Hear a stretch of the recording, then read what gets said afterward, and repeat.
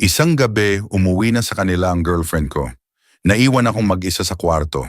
Dahil wala naman akong ibang gagawin, nag-cellphone muna ako para magpalipas ng oras. Habang nag-i-scroll ako sa social media, unti-unti akong nakaramdam ng antok. Hindi ko na malaya na nakatulog na pala ako, mga bandang 10:00 ng gabi. Makalipas ang ilang oras, bigla akong nagising. Tingin ko, mga 2:00 o 3:00 na ng madaling araw.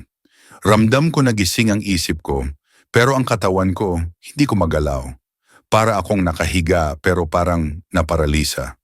Doon ko napansin, may isang lalaking nakatayo sa tabi ko.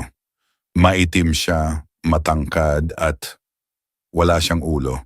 Sa sobrang gulat at takot ko, gusto kong sumigaw o gumalaw, pero wala akong magawa.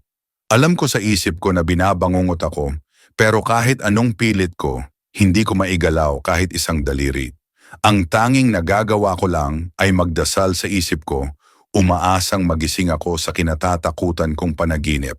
Habang nangyayari ito, napansin ko ang laruan ng kapatid kong water gun, nakapatong sa tiyan ko.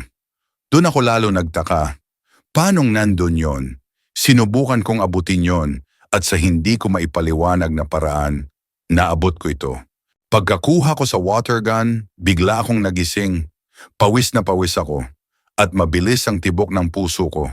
Tumayo ako at sinigurong wala na yung nilalang na nakita ko sa panaginip. Isang karanasang hindi ko malilimutan.